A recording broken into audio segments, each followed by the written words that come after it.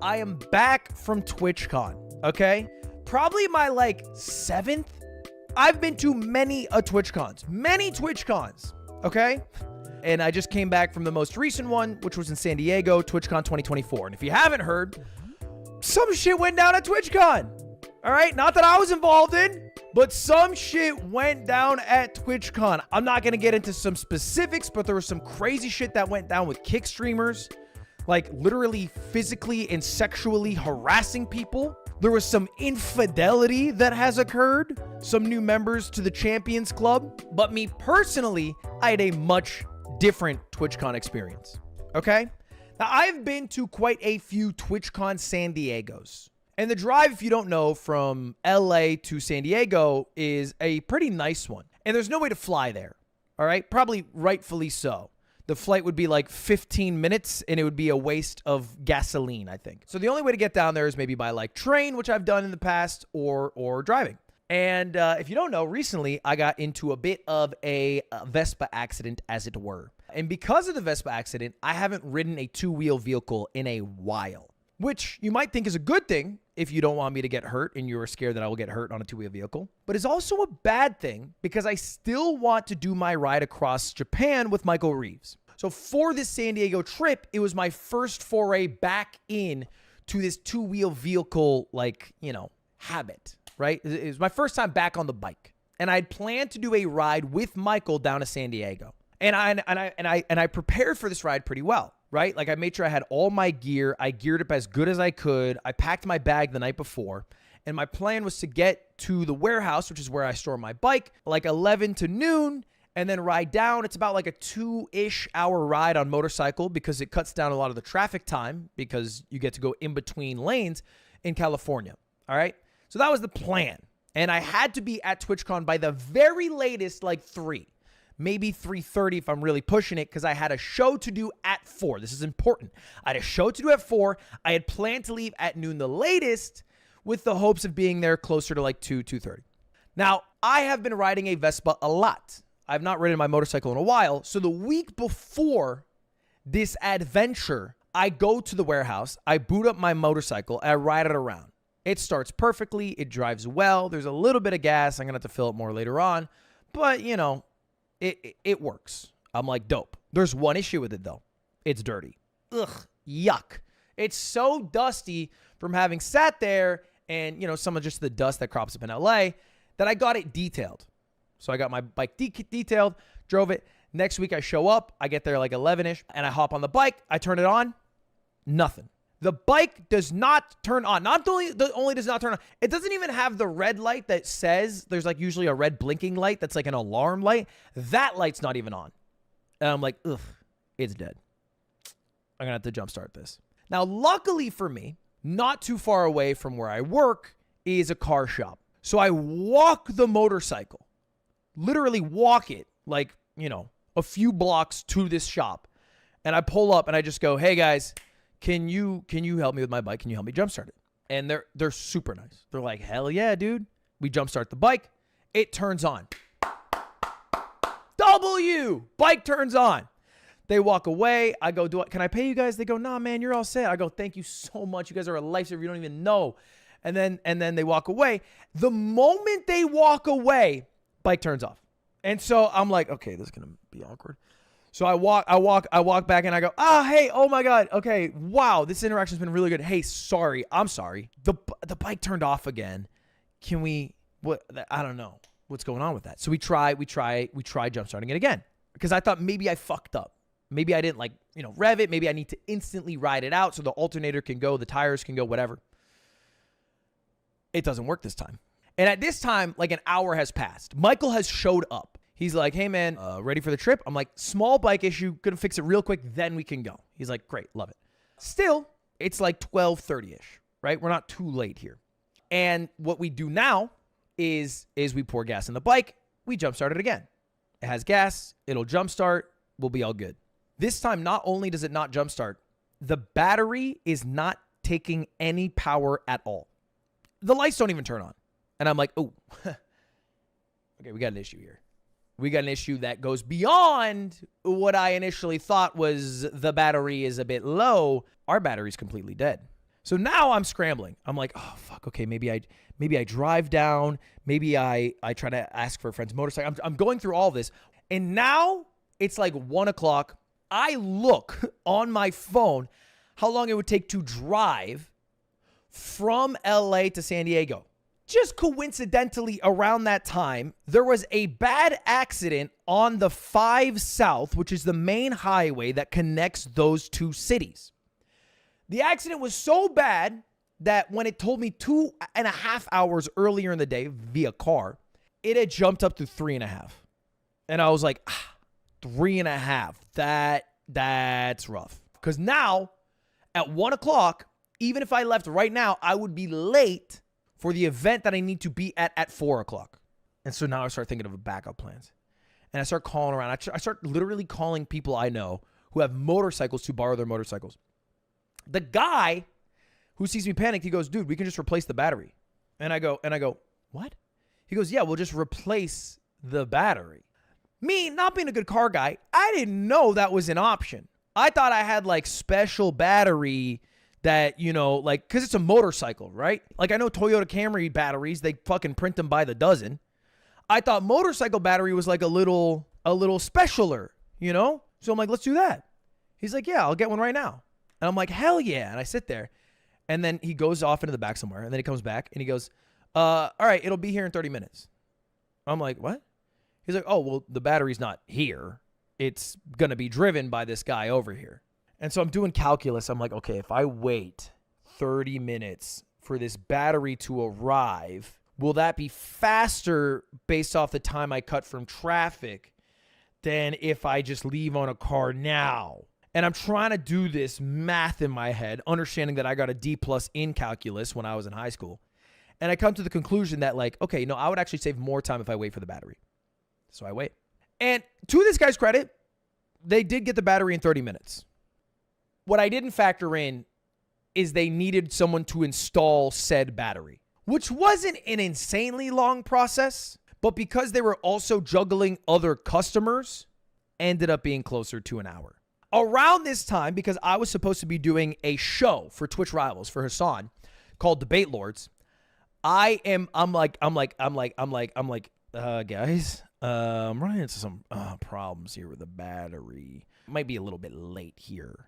And Hassan smartly says, share me your location. And I'm like, yeah, I can do that. And so I share my location. And after I share my location, communication ceases. Nobody is sending me messages from the Twitch Rivals end. They have their homing beacon tracker on me, and they're using that plus the information from Google Maps to make all of their informed decisions. I don't end up leaving until 3. This adventure started at 11:30. It took 3.5 hours to resolve this battery issue.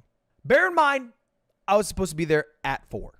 So they've seen this. They've already made the executive decision to replace me on the show with Jason the Ween. Now, I drive down, I do my thing. I actually save a lot of time because it said 3.5 hours on maps. We make it in about 2 hours 15. And I think I get to the show about halfway through. I think there's 5 total segments. I get there before the 3rd segment starts. But bear in mind, I've already been replaced, so I'm just kind of sitting there. And they're like, yeah, you're just going to go on and help Baby No Money. He's in last place. What basically ends up happening if you didn't watch the show, if I can distill it for you, is last place Baby No Money in this debate show gets assistance from me. I walk on. Hassan roasts me for being late. He does even worse with me on the stage than he did without me on the stage. We end up getting dead last, gifted a book that says how to win any argument because we're so bad at debating as a squad. And then we all pie Hassan in the face. I let him pie me because I felt bad because he was the only one getting pied. And I was like, I don't deserve to pie this man unless he pies me too. And then I had to take a shower. Now, we are sharing a hotel room. We being me and Cutie, me and my girlfriend. I call Cutie to try to get into said hotel because I do not have the key for it. And I don't think my name is on the hotel. So I call Cutie. She picks up and I hear a lot of noise in the background. And she goes, hello? And I go, hey, babe. And she goes, what do you think I'm doing right now? And I realize, because I look at the clock, She right now is doing a live podcast, whine about it, in front of like 100 people. And I'm like, oh, fuck. Okay. All right. My bad. And, you know, we bant a little bit back and forth. I get yelled at by the crowd. I'm a jackass. I hang up and I'm like, I need a different shower to go to. Luckily for me, I got a shower. Specifically, I was offered a hotel room, all right, by Twitch. And let me paint a picture for you, okay? This is going to be important. Let me paint a picture for you. So this is TwitchCon San Diego. This is the bay, right? This is the ocean. There's ocean literally right here. In front of the ocean, almost directly in front, is the convention center, okay? To the right of the convention center is a hotel called the Marriott, and that one is usually purchased by people attending the conventions that are happening, aka like viewers, all right? Over here, across the street in the railroad, is a hotel called the Omni. This is the hotel room that Twitch basically booked a shit ton of rooms for and only allowed creators to enter. And this is where they offered me a hotel. Over here, across the street, is the Hilton. And this is kind of like the overfill. If you didn't order early enough to get a Marriott as a viewer, or if you didn't order early enough as a creator to the Omni, you end up at the Hilton. Now, I wasn't late. I booked my hotel room in the Omni. But bear in mind, I booked a hotel room just in case. I ultimately didn't need one because I'm staying with my girlfriend who also has a hotel room. And so I offered my hotel room to Nick Yingling, who was going to the event. I said, yeah, Yingo, you can have my hotel. Now, this is all important. I'm telling you all this information because Maya Higa, Cutie's best friend, famous Twitch streamer, animal lover, didn't book a hotel through the Twitch portal. For whatever reason, Twitch didn't give her the link to get a hotel. For some reason, they didn't give her a link to buy the hotel that all the Twitch streamers were at, but they did give her $100,000 for Alveus, her sanctuary on stage. There's some disconnect going over at Twitch headquarters. I don't know. She ended up at the Hilton, but she wanted to be at the Omni to hang out with Cutie and all the other streamers. And she said, Ludwig, if you have a hotel room, would you be down to swap? I said, yeah, whatever. Yingo's getting a free hotel room. I'm sure Yingling wouldn't mind being at the Hilton. It's an equal distance from the venue itself. We will swap. She goes, great. And so I call up Yingo. I go, Yingo, can I shower in your hotel room? He goes, sure. So I started heading over to the hotel room. As I'm getting closer to the Hilton, all right, bear in mind, I'm going to the Hilton, which is the hotel that now I have along with Yingling. This is going to matter so much. As I walk over, I hear, and I'm like, okay, like some tribal shit going on. That's weird. And then I start hearing muffled voices like, wait a bot. And I get a little closer and I start to hear, what do we want? Equal pay. What do we want? One job. They are on strike. The hotel is on strike. And littered in front of the hotel room doors are dozens and dozens and dozens of union workers who are arguing for higher wages. And I am standing there cream-pied with all my fucking shit, all my gear, with nowhere else to go, needing a shower, right in between a scab walking through the strike. I'm like, sorry. Now, I have parked my bike at the Hilton without knowing the strike was going on because the parking garage is it's over here for reference. And this is where Twitch told me to park it. So I parked it over here. Since I have a motorcycle, I literally skipped the payment part of it. I just parked my bike in the area that's do not park here. Because that's kind of how us motorcycle drivers roll. So I go up, I take a shower, I leave all my stuff there because that same evening, I am going to go see Cutie's Wine About It show. She's doing 2 shows back to back. And I have my motorcycle helmet, I have my jacket, I have my bag. I can't bring it all to my hotel room and walk around with it. It's too much. So I decide to leave my stuff there to get it later. So I leave the hotel and I'm cursing Maya's name. I'm with Yingling in Cam. I'm like, I can't believe Maya has hoodwinked us into staying at a striked hotel. We are scabs because we got the fucking short end of this stick. I didn't even buy this hotel. The hotel is not even in our name. It is still in Maya's name. Anyway, I ended up going to Wine About It Live. It was a great show. While I'm there, Yingling goes and starts drinking. This is always going to be important. Him and Cam decide to go to like 10 different bars and take a Jaeger bomb at each bar. During this journey, he runs into Cinna's father and starts ripping shots with Cinna's dad. I know about this because around midnight, I'm getting texts saying, "Where is Yingling?" And when I look at my phone, the last text I got from him, I can literally read it out to you verbatim, is, "Yo, I'm ripping shots with Cinna's dad right now, LOL." And I'm like, okay, this dude's fucked up. Now me, I go to bed at a reasonable time. I think 1:30. And then I get up at 10:30. I sleep 9 hours. I have an excellent day because Saturday I have a sponsor. If you guys didn't watch a stream, which 95% of you didn't, I did a sponsor with Samsung Mobile where we played PUBG. This entire day though, Yingling is out of commission. He is like hungover. He's trying to deal with his hangover. He feels like shit. He basically spends the entire day in bed.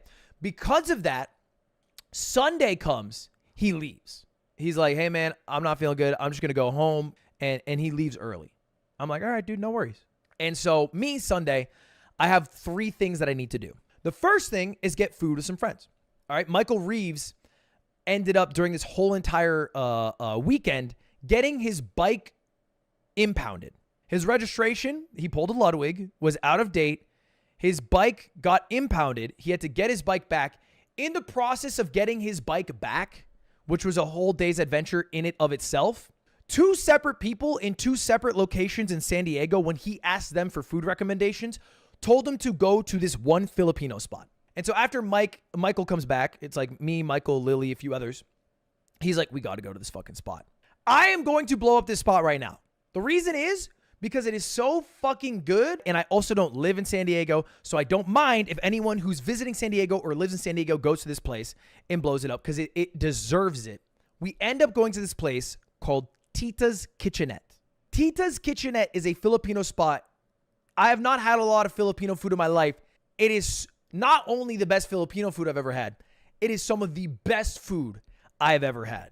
After that, I'm the fullest I've ever been. But Cutie has a cookie truck, and in it, she's giving away cookies and doing a meet and greet with her viewers. And I'm like, I gotta go to my girl's cookie truck. I'm leaving that day back to LA. So I'm like, all I have to do on my list is go to Cutie's cookie truck. So I message her. I'm like, "I'm on my way." She goes, "Ugh, bad news. We are running behind, and I need major help from you.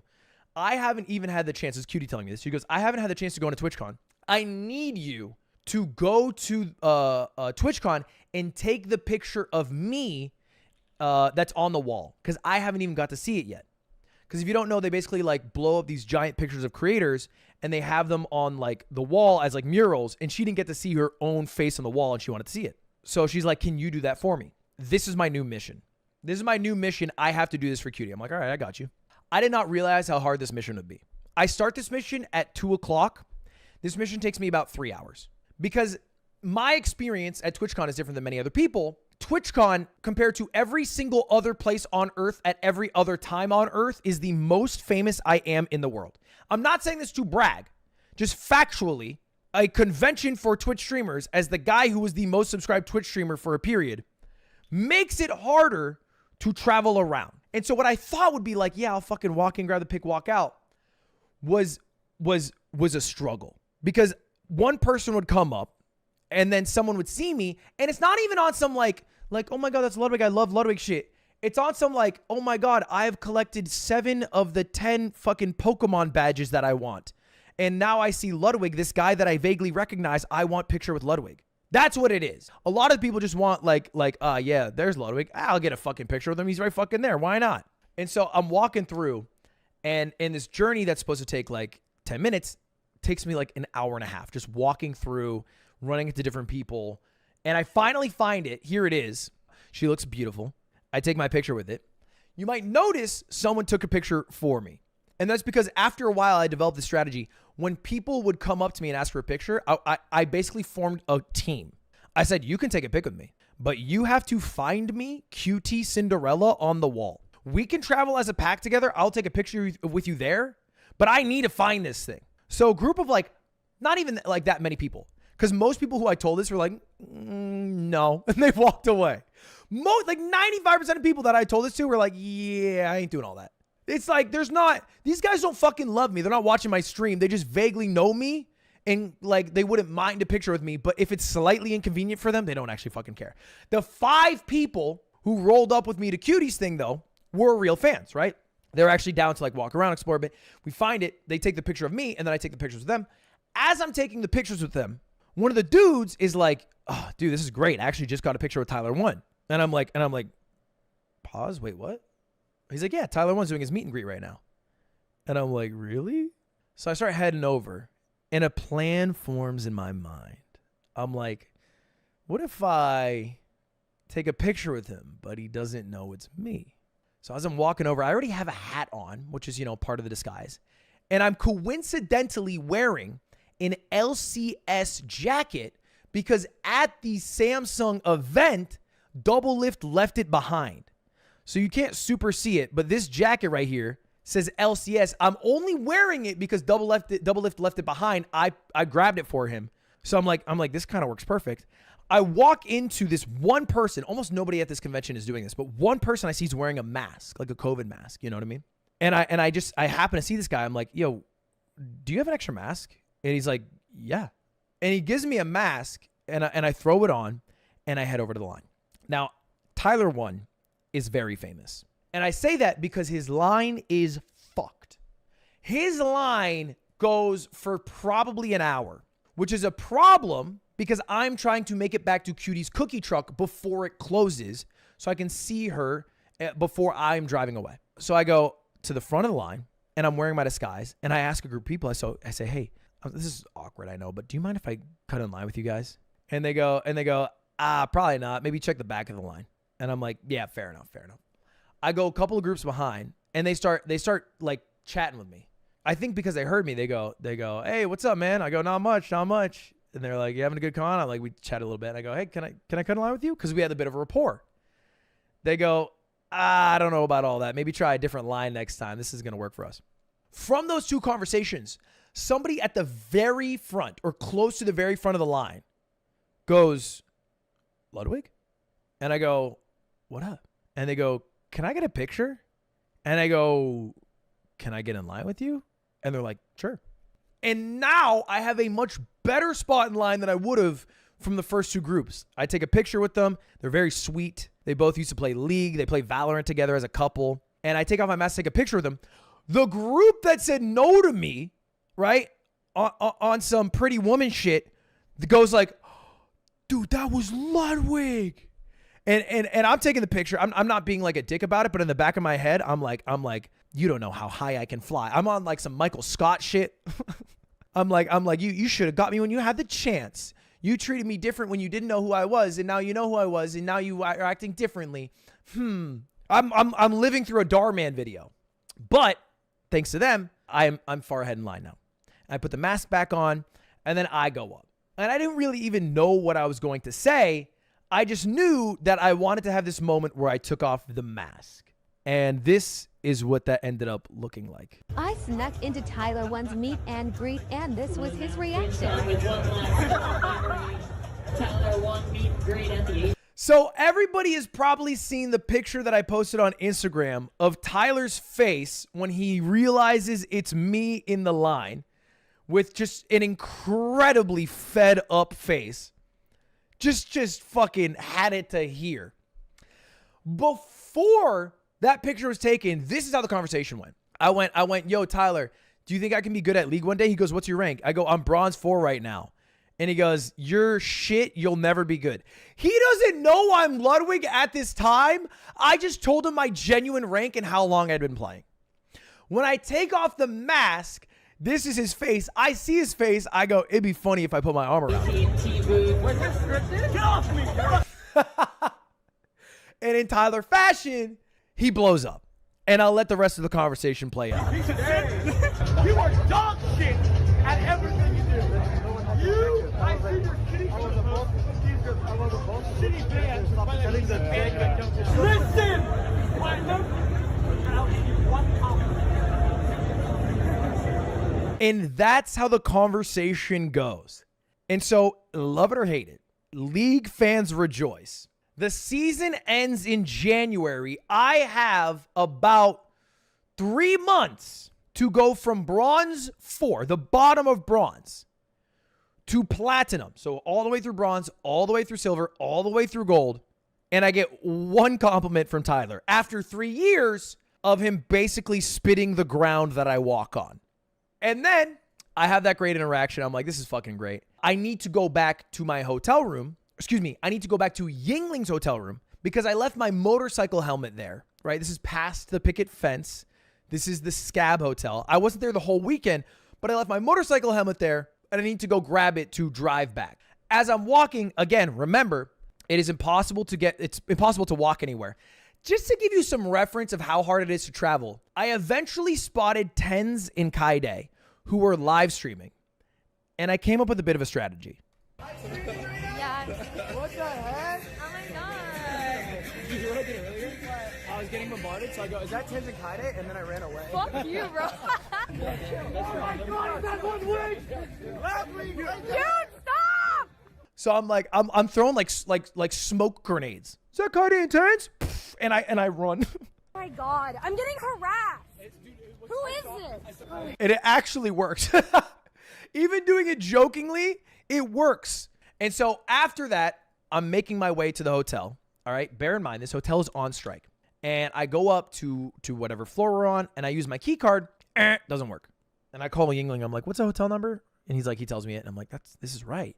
So I go downstairs. I'm like, hey, my key card doesn't work. And they're like, oh, yeah, let me check it. And then he goes, it looks like that hotel is only available until today. You were supposed to have checked out by 11 o'clock.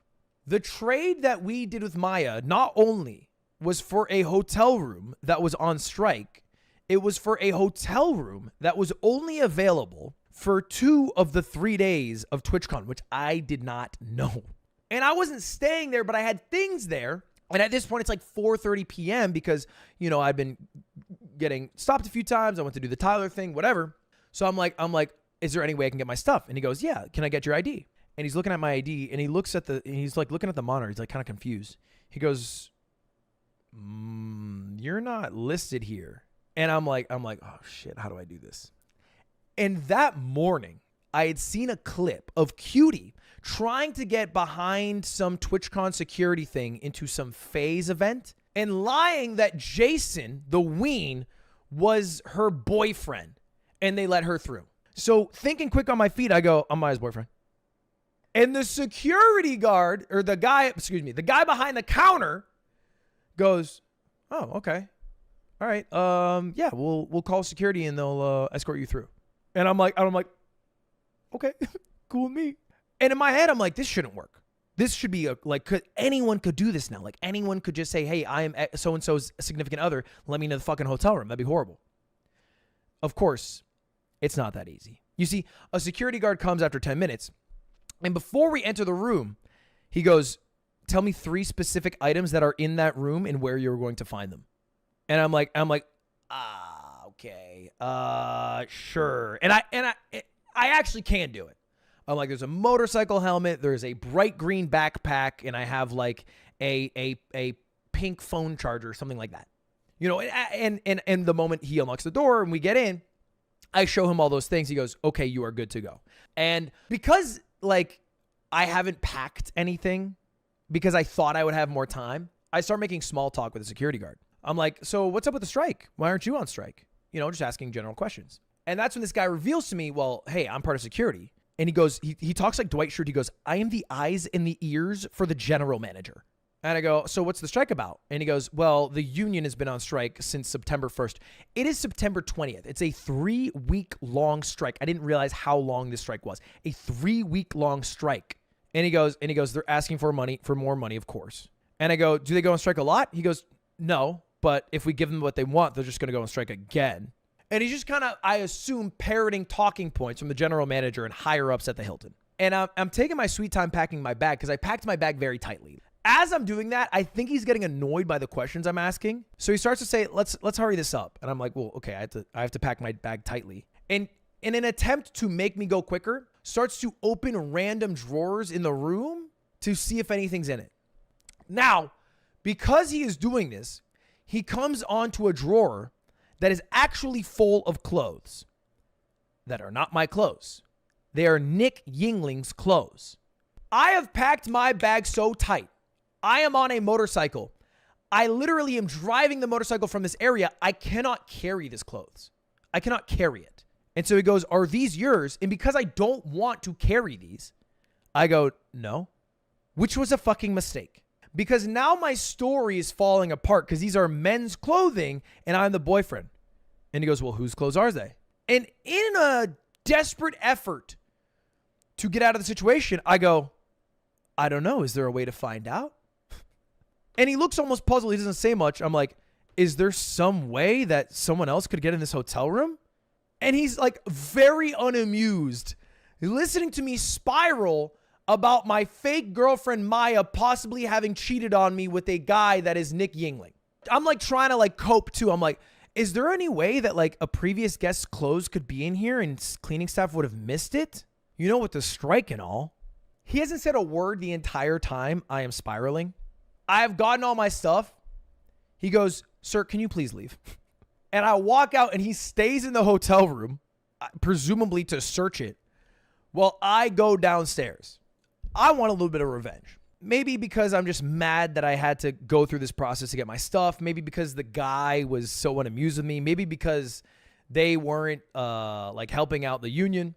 I had parked my bike there for 3 days. The price point for that, I believe, was $40 a day. I owed like $100 some odd in parking for my motorcycle. So the good news is that I drive a motorcycle. Because what a motorcycle can do when there's a giant gate that you can't drive through is just go skirt, go around that shit, drop a little fuck you, and head on home. So I may or may not have allegedly driven off the Hilton property sans paying. All right, they might have gotten hit with a little bit. And then I make my way over to Cutie's meet and greet. I got a cookie. Here's a picture from it.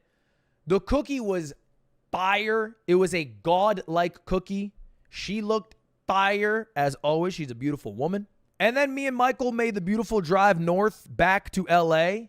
And that was my TwitchCon San Diego experience. It was relatively lackluster, minus becoming a scab for a couple of days and going undercover to meet Tyler 1 and also having a fake girlfriend who ended up cheating on me, which, all things considered, is kind of par for the course for shit that happens at TwitchCon. And I guess also flaking on a son. Yeah, that's true.